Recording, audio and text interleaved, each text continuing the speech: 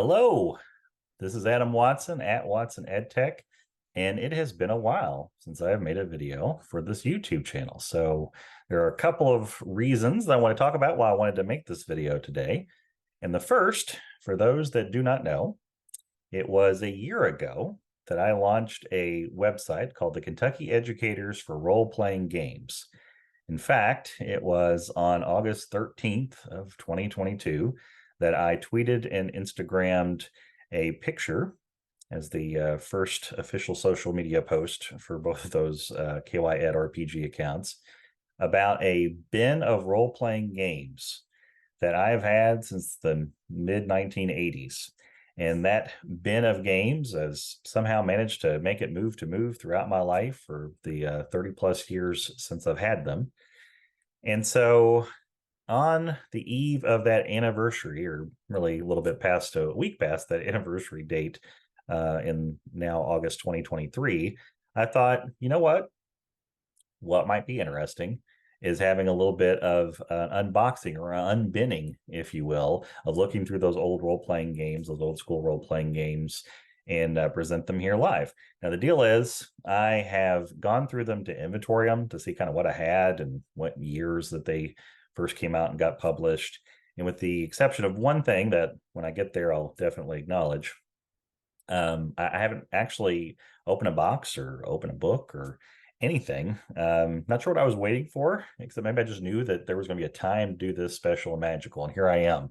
So I thought I would kind of do that live on this video as a celebration of the 1 year of KyEdRPG. Now, KyEdRPG, the website, let me just take a minute to share screen and share that with you. All right. So as you can see here, the website for KyEdRPG. This is the landing of the home page. You can see here that the main purposes of KyEdRPG, if you don't know, is to share stories of those role-playing games, those tabletop role-playing games, and how they can positively impact students in Kentucky and beyond, and provide educators in Kentucky and elsewhere with instructional resources for how they could do that and infuse and incorporate that into lessons to schools and classrooms. So there is a resource page that has lots of text and multimedia links that goes back several years, things that I've curated and found in my opportunity to search and come across some of these articles and resources. You'll see in the middle here, lots of YouTube videos, again, over the last few years, going back a bit, of different opportunities where role-playing games were brought up in an educational context or in ways that I think would be applicable for education. Then you have some teaching resources, and these are some of our lovely Kentuckiana educators that are highlighted for some of the things they've done. They've been gracious enough to share some resources. So we have some hyperlinks to that. Then some other teaching resources, tools, games themselves, and other ideas, and again, resources to help. And then some things for fun down here of some Kentucky mascot 5e monsters to check out. There is a press room page, and this is where just an opportunity to share, and I've been fortunate to have an opportunity to talk about KyEdRPG on a podcast, Teachers in the Dungeon, some friends that we'll talk about in just a second. Dungeons & Dragons Durable Skills is an article I wrote for Next Generation Learning Challenges. It was featured on KET in a Kentucky Edition television episode, and also featured in a Kentucky Teacher article. And not just me, in many of these things we're talking about were some of these teachers, some of which are shown, indicated, and have resources linked on the resources page, and a contact page with all of the multimedia opportunities and options here. So that is the KyEdRPG website. So we talked about there was two reasons, right? One was to celebrate the 1 year anniversary of KyEdRPG, but the second has to do with this shirt right here, which is Gen Con. Gen Con is a gaming conference that I've heard about for years, going back to when I was playing those role-playing games in the 1980s. But it never seemed like a thing that I would ever really have a chance to actually go and see. And so, time went on. And then I learned that there was something called a trade day. And trade day is a day before the 4-day con experience kicks off. And that trade day is only open to vendors teachers, librarians, so basically educators and vendors, right? I just found out about that this year. So I got very excited. I got the fortune and good grace to be able to go. And so it's only a 2-hour trip up north from where I'm at in Indianapolis. It's been in Indianapolis for about 2 decades now. And it was a great opportunity. Trade Day itself, to hear different sessions of educators and vendors just talking about their partnerships with schools, educators talking about ways that they've incorporated those role-playing games in their schools. And one of the opportunities that I had was to meet Dan and Tom from Teachers in the Dungeon, who again had guested me graciously on an episode. So I was able to meet them face to face, and they had a great session about how they run a summer RPG camp, and they've been doing that for several years at their high school. So great opportunity, right? But among other things about Gen Con was a lot of people exhibiting in an exhibition hall and places left, right, other buildings, other hotels besides the convention center itself. And one of those exhibitions was a setup by a place called Alexandria RPG Library. Wow. Like, this is straight to my old school role-playing game heart, because they, in their mission, and they're a charitable organization, they're a 501c3 organization based in Seattle. They basically have a mission of trying to save the history of all these different role-playing games going back through the decades, different editions, different versions, some in different languages, all of which they have amassed. They're trying to inventory all of them. They actually have so many donations that they're still going through the collection that they have. But part of what Alexandria RPG Library does is they go to places like Gen Con, visiting, setting up an opportunity just to look and check out and walk over a few feet away on a table to look at some of these games that they've collected, open them up, even play them. So that organization and that mission really inspired me in a degree to what we're doing today, which is opening up and looking at these different collections. So I felt like I've done a long enough introduction as far as the why we're doing this video. Now let's take a chance and let's look at some games. So here we go. All right, our first game, and this is really the first role-playing game that I actually played, was a TSR game. TSR is the original publisher of Dungeons & Dragons and a whole bunch of other games. But back in the mid-'80s, okay, 1983 to be exact is when this was published, was the original Star Frontiers. See this here. It is Alpha Dawn. It is the role-playing game adventure that is the character-driven aspect. We're going to see another box set of Star Frontiers here in just a second. So let's open it up and see what we have here. And we have a nice little map. What would an RPG be without a map? Kind of a large-scale thing here. Very, very nice. Oh, there's an adventure. The SF-0 Crash on Volturnus. Very nice. That came with it. Okay, we have another map. Ah, yes, I remember this. So this is kind of a generic map of different areas. This is of a particular city. You can see the different areas indicated on this map here. And on the back, the thing is split up into different smaller squares of different aspects, like a desert area, maybe another city area. Lots of different things here. Very, very cool. Now these little squares, that's one thing I remember also that was great about Star Frontiers, is these counters. Man, they had plenty and plenty of counters. So we have here, that's an old bag. Goodness gracious. Of different counters. Here is like a little speeder bike, looks like. Okay. We have a police character here. Very nice. We have small writing. Rat, it looks like. Very interesting. And so on and so on. So a whole bag of these characters. I'll share that I have a large appreciation for miniatures and the people that do it, but I don't have the patience and I don't really have the skill to like paint and do all those things with miniatures. So I was probably happy to have little flat cardboard counters. We have the basic game rules. Interesting. Here's a character sheet here. Very nice. Okay. All sorts of things. Yes. Oh, I remember the gyrojet pistols. I don't know why I remember that specific equipment, but I just thought that was like a cool idea. Very interesting. Yes, and how to create your characters. There was the different races of different aliens. Lots of interesting things here. You had humans, you have Drolocytes. I'm sure I'm mispronouncing it. Drolocytes were like these little plasmoid creatures. Yazarians, okay, which makes me think of Yossarian from Catch-22. They were like small, light-boned humanoids with furry manes around their necks. Humans nicknamed them monkeys. So, and Vrusk, those were the reptile, large insect kind of creatures. All sorts of good stuff. Okay, very, very cool. Sure, the Yazarian right there.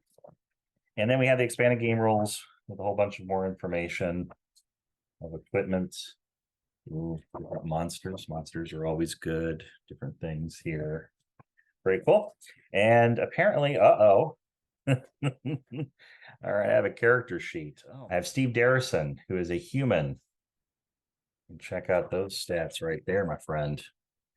There you go. The current stamina was, I think, on the way of being reduced on the way down from an adventure. Then I had this character, Sleen Floob, who is a Dralocyte, male Dralocyte, in case you needed to know. Okay. Good stuff. Sleen Floob. When's the last time I said that name out loud, I wonder? All right, we have Star Frontiers Nighthawks. Now, this was another box set of Star Frontiers, but this one covered spaceship battles, right? So the other one was like your, person-to-person kind of role-playing combat, all those things. But when it got to the spaceship level, you had this. We have a star chart. Here, a star chart. Freighter deck plans, always nice, always very helpful. Let's see, the Warriors of White Light. Okay, little mission thing to play and see. Here's all those different types of characters you could be. Tactical Operations Manual. Very nice. Some quick rules. Combat table there in the back. And we have a campaign book. I always love the art of role-playing games. There's the the character sheet for a character. Well, here's the ship's sheet of information. And all things you can do in a spaceship, basically. The equipment, how movement works, lift off, putting asteroid belts on your map, all that good stuff. Okay, there's a giant hexagonal map. Ooh, these things are big. Wow. Got that. And then you have the Assault Scout System ship. Oh, stuff. Very, very cool. All right. And wouldn't be Star Frontiers. Okay. Another one, Star Spawn of Volturnus. Okay. This was more of a character-driven module. Okay. We got Face of the Enemy, a Nighthawk's adventure. Okay. Very nice. And Sathar. Sathar? That was the main enemy, I think, of the Star Frontiers. That's what they're shooting here on the cover of this particular module. And this, when I came across these when I was inventorying it, cracked me up. They had a 2001 A Space Odyssey module, like with the Star Frontiers rules, but you could play that movie. And then, because there was a sequel, and it was the mid-'80s when it came out, to 2002, right? And that is interesting to me. I mean, I loved both those movies. Both of them had their merits. Obviously, 2001 is a classic. But yeah, I mean, here's an adventure here. In this particular one, you have character sheets for our different movie friends. in 2010. Okay, and then we have, of course, a deck map, the USS Discovery, and the Leonov, the Russian spaceship that was in the movie. Very, very interesting. All right. It's interesting how movies are of their time, because at the time that movie came out and at the time this module was made, I mean, you knew that a few years later the USSR would collapse. So, the future wasn't exactly written in stone or a monolith. So, all right. So that was Star Frontiers. Had a lot of stuff for that.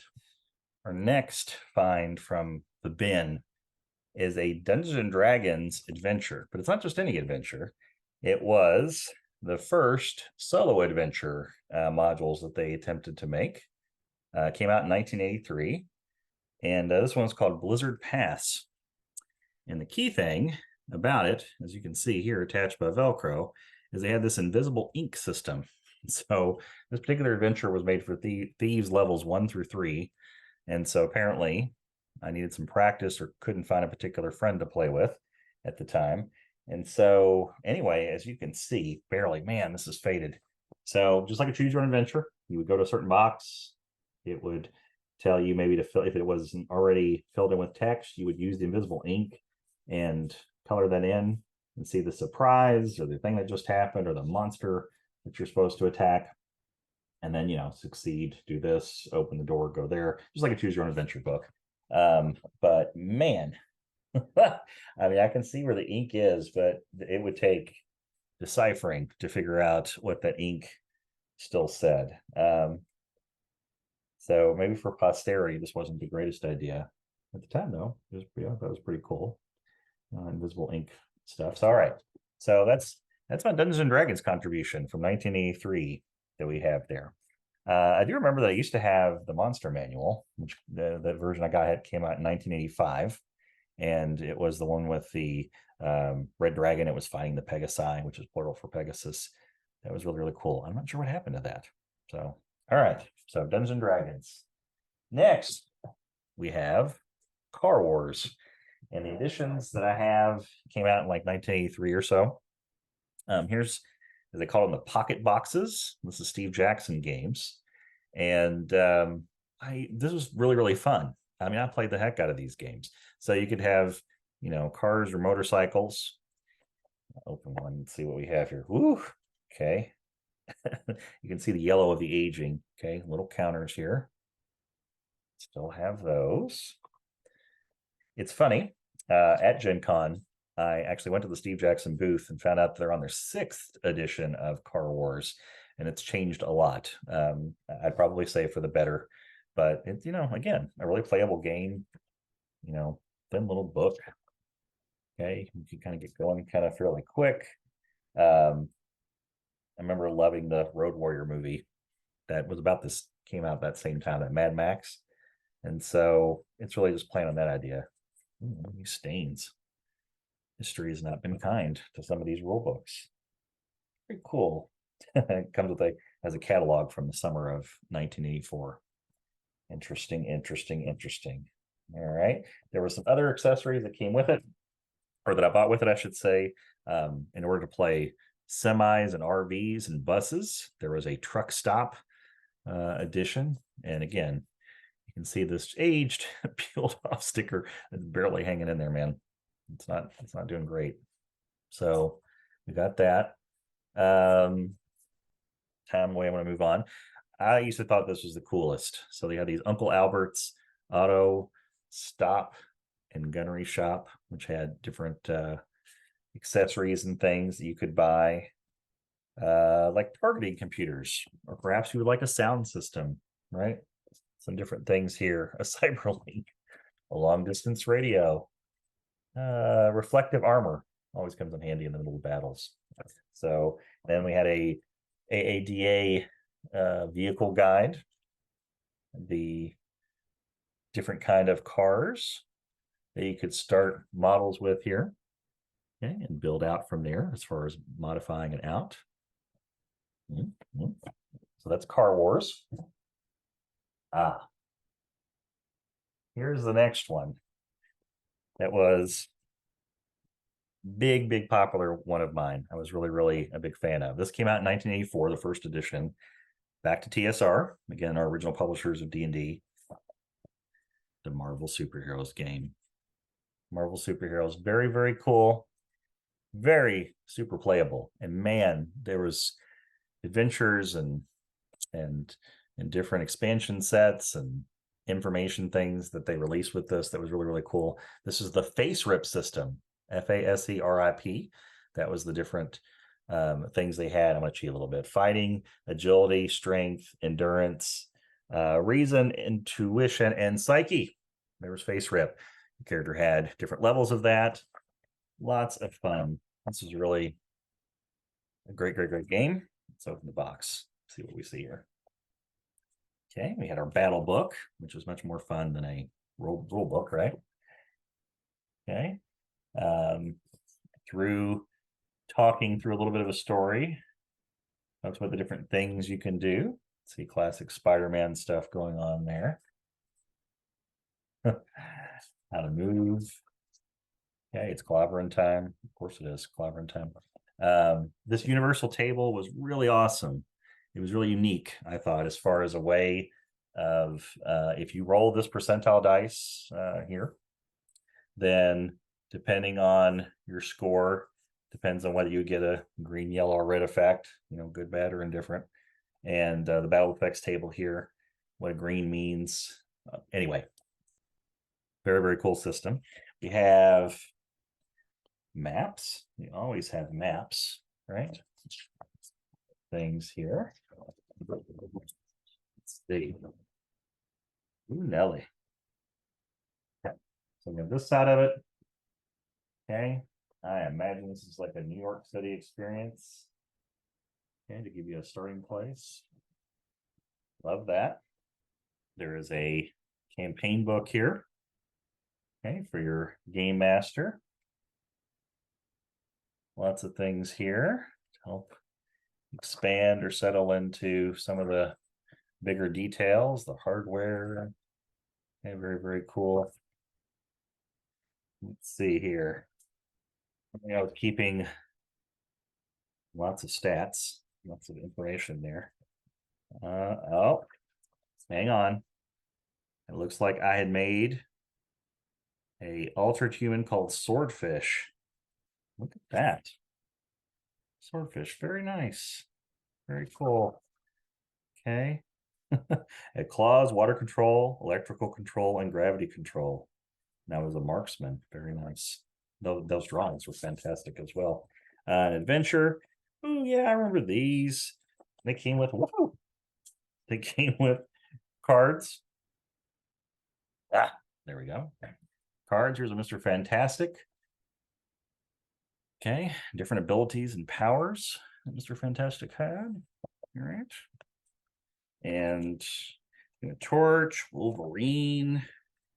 I mean, you're ready to rock. Our characters here, right? Very cool. Some solid cardboard pieces to go with them. Very nice. Very cool. So Marvel Superheroes, that was the first edition of that game. Also, several of these modules that came out here. We have Concrete Jungle, which is I used to love Spider-Man's black costume. I thought that was really cool. This is, before we knew of Venom and all those things that came from the symbiote alien costume that Spider-Man had. But the Concrete Jungle, so this is the thing that had all of Spider-Man's like rogue gallery of different enemies he had and some of his allies. We had that was a supplement here, but this is an actual game adventure, The Last Resort. The West Coast Avengers, don't you know? One of those friends showing up. Oh, more maps. Okay. More characteristics and statistics of different people. Very cool. Secret Wars is a great comic book. Came out with some great action figures back in the day that I thought was very cool. So here's a little campaign setting to be able to do Secret Wars with your adventures and characters. Very nice. Battle Planet. Again, you can't beat all the art especially if it's Marvel. I mean, you had Marvel art inside these different adventures. And last but not least, we have this Avengers Assembled again. Apparently, more background information, stats, and so on for the various Avengers, which Avengers had a lot of different superheroes that came and went. So, all these supplements, all these adventures. Marvel Superheroes, definitely one of my favorite ones that I had. So, our next thing to share is a Dragon magazine. Now, I used to have tons of Dragon magazines. I mean, dozens at least. I used to love to get it. It was a monthly magazine. It was also made by TSR. Here's this one. And again, this is from July 1984, issue number 87. So issue number 87. And I'm not 100% sure why I kept this one and let all the other ones go. Just the cover art alone. A lot of the same artists that decorated the modules and the different books, especially TSR books, monster manuals, and so on, would do these covers, and they were fantastic works of art themselves. Now, this again is the, as I said earlier at the very start of this is the one I cheated, and I actually did flip through a little bit just because I was curious. And there is a whole thing about plants that come alive and different things. Here's a cowslip, and it's actual cows right there. I mean, you can't really beat that.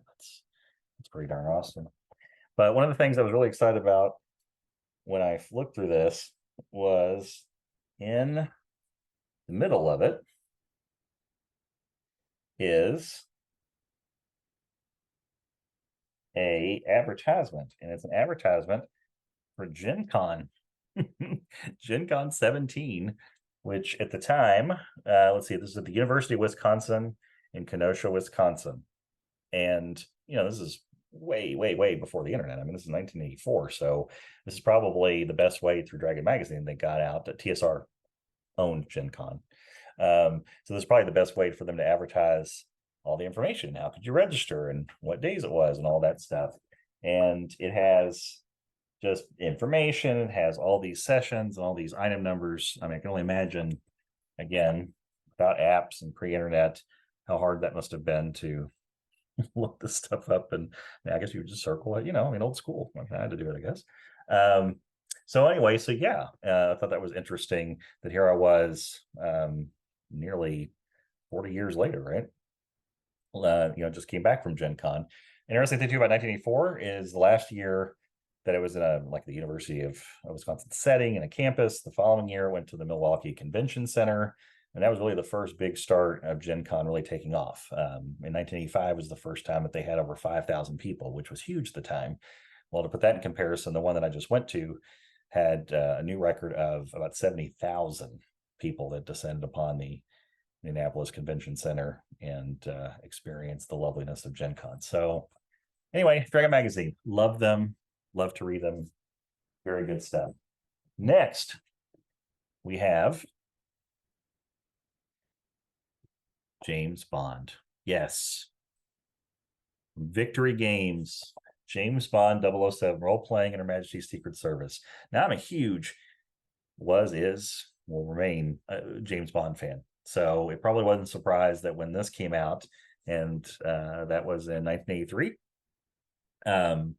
when this came out, it was like I had to buy it, right? This is really awesome and fun. Now, here are some things to say about it. First off, I love the fact that there is the Something to Do sticker. This cost $9.95, which probably was a big deal for me in 1983, 1984 when I purchased it. So, and Something to Do was a great gaming store. I mean, that's where I went for all of my role-playing games. They had a great set of miniatures, board games, the whole thing. I mean, awesome, awesome place. Unfortunately, it closed several years ago. So, but it's a near and dear place in my heart. And to me, there's a trinity of Something to Do in Louisville. There's Something to Do. There was Ear Ecstasy for your records, okay, and get to those great imported CDs and all that stuff. And then there's the Great Escape, but only Great Escape is the only one of those three that's still open. So anyway, trip down memory road. All right, so James Bond 007. So it had a great little playthrough story of how to learn the rules. Okay, so there was the narrative on the one side and the gaming mechanics of what the game master and the players are doing back and forth. I thought that was pretty clever as far as a way to learn some things. All the rules of how to play, how to fight, the combat, how to do chases, the different skills that you would have using hero points, all that fun stuff. Here's the thing about this game, though, and there's one or two other examples of this that's going to come up. Unless you were James Bond, and only one of you could be James Bond, right? Then everyone else seemed kind of, right? And it's a great license, but that's a little bit of the problem. Like in a typical role-playing game, what's fun is you have a party and a group of friends, 3, 4, 5 of them that are coming together, and they all have their own different skill sets and different things that contribute to the party, literally and figuratively, right? But here, there's James Bond, right? And if you were anything like the rookie friend or the accomplice with James Bond, you were always a little, not quite as cool. So that was a little bit of the problem maybe with the game. Nevertheless, did it stop me from buying it? No, heck no. What did I end up doing? I ended up buying some adventures. We have the man with the golden gun. Very, very nice. Okay, adventure module. Okay, there we go. Ooh, ah. Okay, the non-player characters that you could encounter. Nice. Okay, the different adventures, different chases that would happen. Very nice. There is map. You always have to have a map. There's the map. Very nice. This was clever, or it made me feel special anyway. Ooh, like a little top secret dossier. Very, very nice. And then, oh, look. Now this was clever. Like the different accoutrements. So you have a little transportation ticket. All right, very nice. Oh, little teletype. Again, it was the mid-'80s, so no email, right? A little dossier. Oh, look at this. Oh, a little business card that you would find. I mean, cool stuff. So that, they did their money wisely as far as things that they invested. Now, here's the thing that I remember seeing. Again, I didn't open up all this. Very, very cool. But here's the thing that I caught on the very back of these boxes that I thought was really clever. So I'm going to bring it up close right here. Okay, and read it. It says, warning, assuming this adventure is exactly like the movie can be dangerous to your character. And at the time, I remember cheating. I guess I'd hoped maybe I was going to game master these games, or maybe I just thought it was fun. But anyway, I've read through them. And sure enough, as a fan of the James Bond movies, they do try to put some twists and turns to make it competitive. So you don't just, hey, I watched the movie 10 times. I know exactly who to avoid and where the twists are and stuff like that. Good for Victory Games for trying to make this, a little bit more challenging. Also had a view to a kill. I know what you're saying. Duran Duran is awesome. Yes, that is true. But the second thing is, View to Kill is not what I would call my favorite James Bond movie, Adam. Well, I remember it was probably one of the first, maybe the first James Bond movie that I saw actually in the theater as opposed to a VHS rental later. And so it was kind of a soft spot in my heart for this particular cinematic adventure. Maybe not the best Bond, but one that was entertaining. And it did have a heck of a good theme song. I did like that Duran Duran song. So anyway, so that gives you James Bond 007.